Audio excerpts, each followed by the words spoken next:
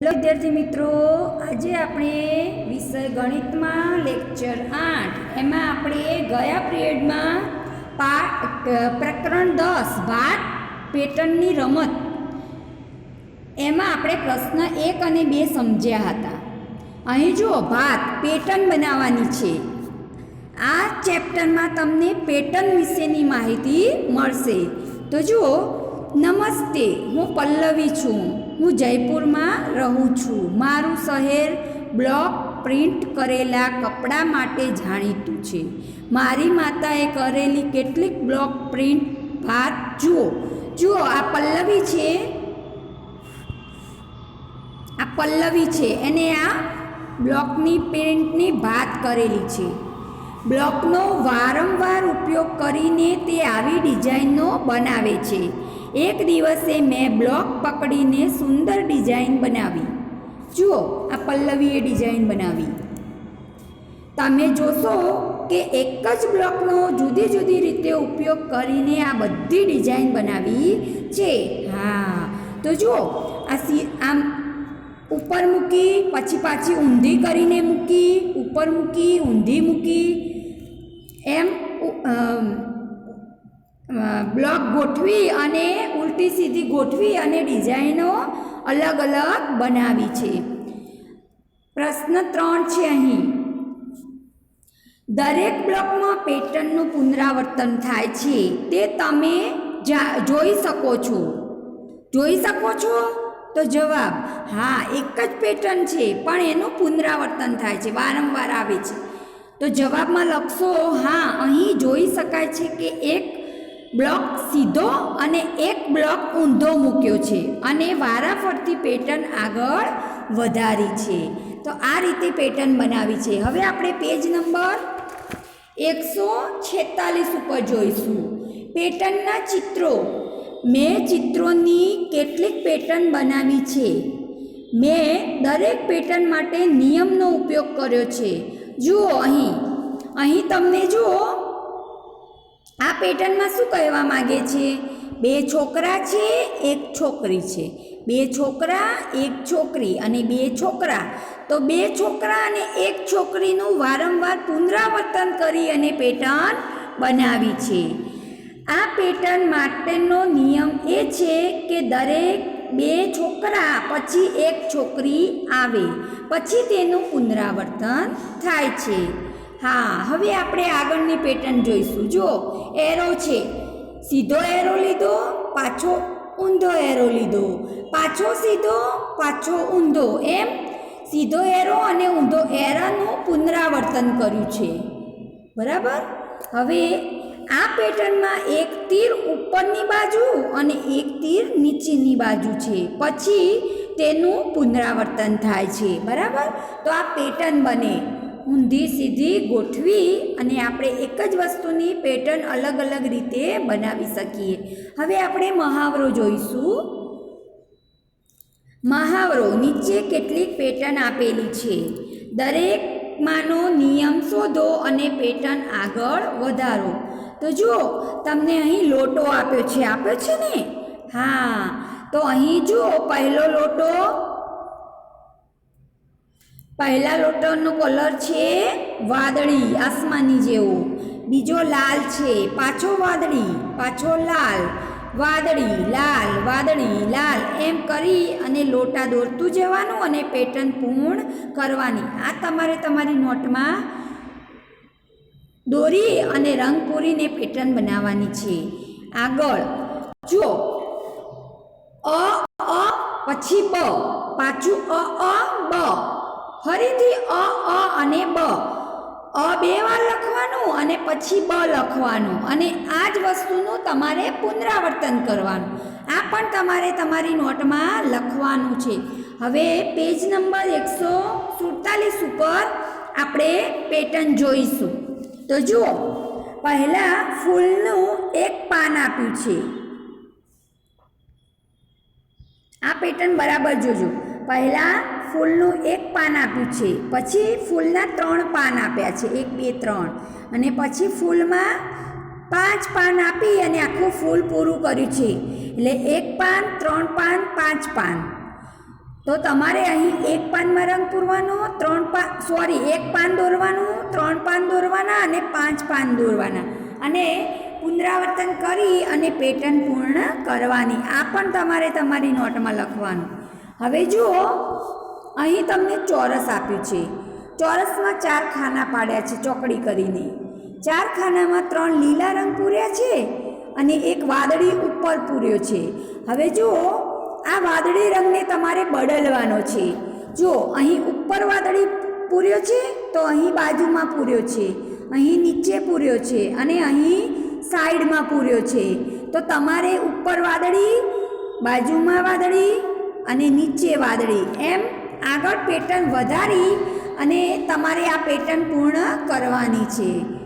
Okay, આગળ જુઓ, અર્ધ ગોળાકાર છે, એમાં પીળું આડું અડધું સીધું છે, પછી એને આડું છે પાછું સીધું કર્યું, પાછું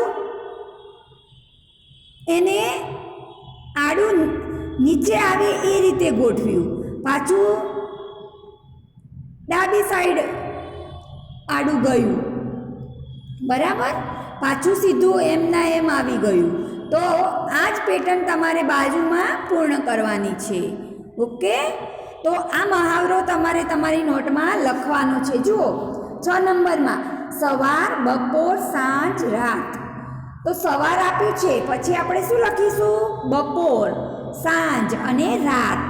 તો આ રીતે તમારે પેટર્નનું પુનરાવર્તન શબ્દોમાં કરવાનું છે.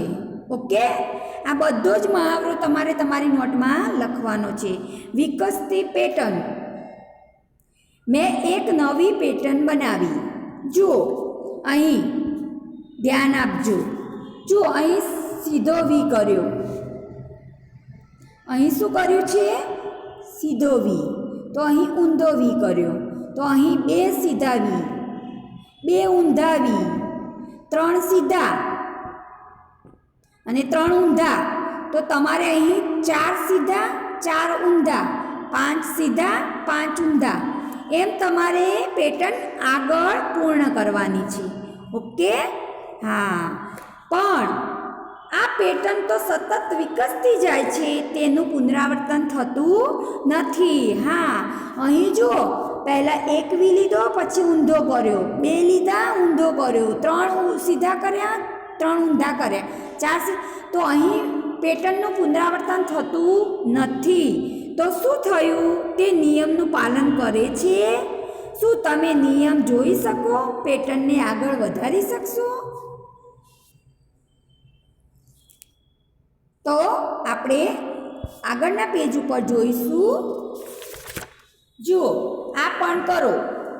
તો જુઓ, અહીં તમને એક ચોરસ દોરેલું છે ને, પછી 4 ચોરસ છે, પછી કેટલા છે? 3 ઊભા અને 3 તરી 9 છે, 12 છે અને 15 છે. એમ ચોરસ વધારતા ગયા અને પેટર્ન કરતા ગયા. એ જ રીતે ત્રિકોણ, એક ત્રિકોણ, અહીં કેટલા ત્રિકોણ બન્યા? 4. એમ જુઓ, આ ત્રિકોણની એક લાઈન અને નીચે 2 એમ કરીને બનાવ્યું. પછી અહીં 1, નીચે 2 અને નીચે 3 એમ કરીને ત્રિકોણ બનાવીને લાઈન પૂરતા ગયા. અહીં ઉપર 1 ત્રિકોણ, પછી 2 ત્રિકોણ, પછી 3 ત્રિકોણ અને પછી 4 ત્રિકોણ એમ કરીને લાઈન કરી અને પેટર્ન બનાવી. હવે અહીં જુઓ, આડી લીટી કરી, આ લીટીને આમ કરી, પાછું એનું ત્રિકોણ કર્યું, પાછું એટલે જુઓ,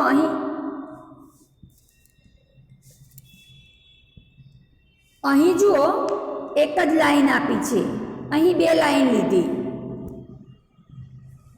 અહીં તમને 1 લાઈન આપી છે, અહીં 2 લાઈન આપી, અહીં 3 આપી, 1 2 અને 3. હવે જો અહીં 1 2 3 4 લાઈનનું કર્યું, અહીં 1 2 3 4 અને 5 લાઈનનું કર્યું, 5 બાજુઓનું. અહીં 1 2 3 4 5 અને 6 લાઈનનું, અને અહીં 1 2 3 4 5 6 અને 7 લાઈનનું કર્યું. એ રીતે પેટર્ન વધારી છે. બરાબર. મારી પોતાની પેટર્ન, અહીંયા આપેલ જગ્યા તમારી પોતાની પેટર્ન બનાવવા માટે છે. તો જુઓ, અહીં તમારે જાતે પેટર્ન બનાવવાની. જુઓ, બે ચોરસ કર્યા, પછી 4 ચોરસ કર્યા, પછી 6 કર્યા અને પછી 8 ચોરસ કર્યા. બે વધારતા ગયા. બરાબર. હવે એ જ રીતે નીચે એક લંબચોરસ કરી અને ગોળ કર્યું, લંબચોરસ કરીને 2 ગોળ કર્યા, લંબચોરસ કરીને 3 ગોળ કર્યા, લંબચોરસ કરીને 4 ગોળ કર્યા. એ રીતે પેટર્ન વધે. અહીં ગોળ વધતા ગયા. બરાબર. આગળ અહીં જુઓ, ષટકોણ આપ્યો છે, ચતુષ્કોણ, 4 બાજુઓ છે એટલે ચતુષ્કોણ. ચતુષ્કોણ 1 છે, અહીં 5 છે. જુઓ, અહીં એમ આગળ તમારે ચતુષ્કોણોની સંખ્યા વધારતું જવાનું. ઓકે. હા, પછી અહીં 4 નંબરમાં જુઓ, અહીં 2 ખાના, 3 ખાના અને 2 ખાના. બરાબર. એ જ રીતે અહીં 3 ખાના, અહીં 4 ખાના, 3 ખાના. ઓકે.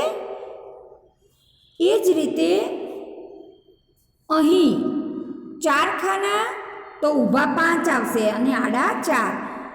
અહીં 5 ખાના તો ઊભા 6 ખાના આવશે અને આડા 5. એ રીતે તમારે પેટર્ન બનાવવાની છે. ઓકે વિદ્યાર્થી મિત્રો. હા, હવે આપણે આગળ જોઈશું પેજ નંબર 149 ઉપર અંક પેટર્ન. આ હતી ચિત્રોની, આકારોની પેટર્ન. હવે આપણે અંકની પેટર્ન જોઈશું. આપણે ચિત્રોની કેટલીક પેટર્ન બનાવી છે, આપણે અંકોની પેટર્ન પણ બનાવી શકીએ, જેવી કે 21, 41, 61, 81 અને 101. તમે હવે પછીની ક્રમિક સંખ્યા જાણો છો, ખરું ને? આ સતત વિકસતી પેટર્ન છે. તે સતત આગળ ને આગળ વધી રહી શકે છે. જુઓ, 21, 41, 61, 81, 101, 121, 141, 161. એટલે અહીં 20 આગળ વધારતા જવાનું. નિયમો ઓળખો અને વિકસતી પેટર્નને આગળ વધારો. જુઓ, અહીં આપણે પેટર્ન બનાવવાની છે. તો જુઓ, 51 લખેલું છે ને, પછી 56 છે, 5 ઉમેર્યા, ફરીથી 5 ઉમેર્યા એટલે 61 થયા, 5 ઉમેર્યા એટલે 66 થયા, 5 ઉમેરતા જઈ 71, 5 ઉમેર્યા 76, 5 ઉમેર્યા 81. તો 5 ઉમેરતા જઈ અને પેટર્ન આગળ વધારવાનું છે. હવે આગળની પેટર્ન જુઓ, 7 આપેલા છે તો અહીં 7 ઉમેરવા એટલે કે આપણને 7નો ઘડિયો મળશે. 7માં 7 નાખીએ એટલે 14, 7 દુ 14 થાય. 14માં 7 નાખીએ એટલે 21, 21માં 7 નાખીએ એટલે 28, 28માં 7 ઉમેરીએ એટલે 35, 35માં 7 ઉમેરીએ એટલે 42 અને 42માં 7 ઉમેરીએ એટલે 49. એટલે અહીં આપણે 7નો ઘડિયોની પેટર્ન બનશે. આગળ જોઈશું 2 પછી 3 નહીં 4. અહીં જુઓ,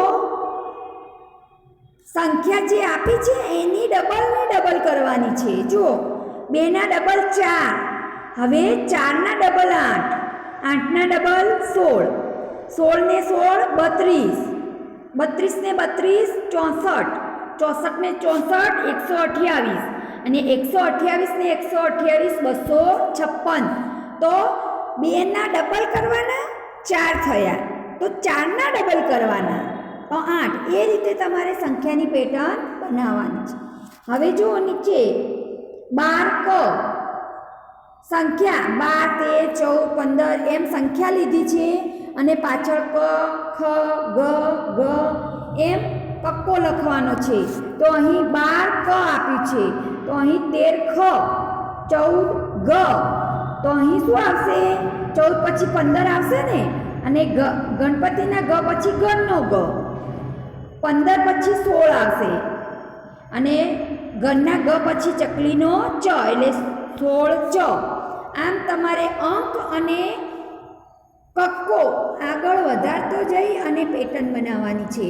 તો આ પણ તમારે તમારી નોટમાં લખવાનું છે. બ જોઈશું. નીચે વિકસતી પેટર્ન જુઓ. ક્રમિક સંખ્યા શોધવા માટે દરેક સંખ્યામાં કઈ સંખ્યા ઉમેરવી પડશે? હા, જુઓ. પહેલો અંક આપ્યો છે 1, પછી આપ્યો છે 3, પછી આપ્યો 6. તો અહીં જુઓ, હું તમને સમજાવું. 1 પછી 2 છોડી દીધો, 3 લખ્યા એટલે એક સંખ્યા છોડી. પછી 3 પછી 4 અને 5 બે સંખ્યા છોડી અને 6 લખ્યો. તો આગળ તમારે 3 સંખ્યા છોડવાની. 6 પછી 7, 8, 9 છોડી દેવાના અને 10 લખ્યા. હવે 10 પછી તમારે 4 સંખ્યા છોડવાની. 11, 12, 13, 14 એટલે 15 આવ્યા તો 15 લખવાનું. 15 પછી તમારે 5 સંખ્યા છોડવાની એટલે 21 આવશે. 21 પછી તમારે 6 સંખ્યા છોડવાની એટલે 28 આવશે. 28 પછી તમારે 7 સંખ્યા છોડવાની એટલે 36 આવશે. અને 36 પછી તમારે 8 સંખ્યા છોડવાની એટલે 45 આવશે. એટલે આ પેટર્નમાં તમારે પહેલાં 1 સંખ્યા છોડવાની, પછી 2 છોડવાની, પછી 3 છોડવાની, પછી 4 છોડવાની અને એમ અંકો લખતા જવાનું. ઓકે, હા, સમજણ પડી ને? હવે આગળની પેટર્ન જુઓ.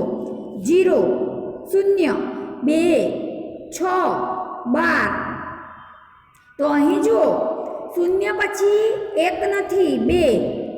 2 પછી 3, 4, 5 નથી, 6. 6 પછી 7, 8, 9, 10, 11, 5 નથી. તો અહીં એકી સંખ્યા લેવાની છે. શું લેવાનું છે? એકી સંખ્યા. જુઓ, 0 પછી 1 એકી છોડી 2.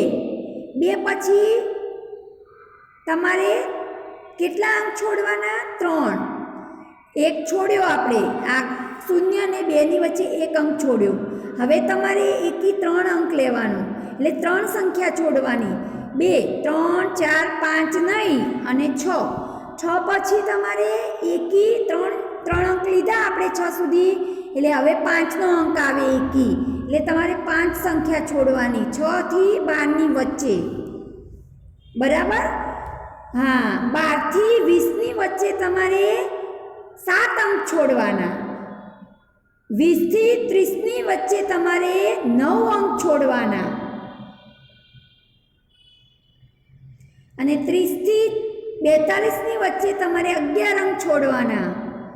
42 થી 56 વચ્ચે તમારે 13 અંક છોડવાના અને 56 થી 72 વચ્ચે તમારે 15 અંક છોડવાના. આ રીતે તમારે સંખ્યા બનાવવાની. ઓકે વિદ્યાર્થી મિત્રો, હવે આગળ જોઈશું. 1, 3, 2 નથી, 3,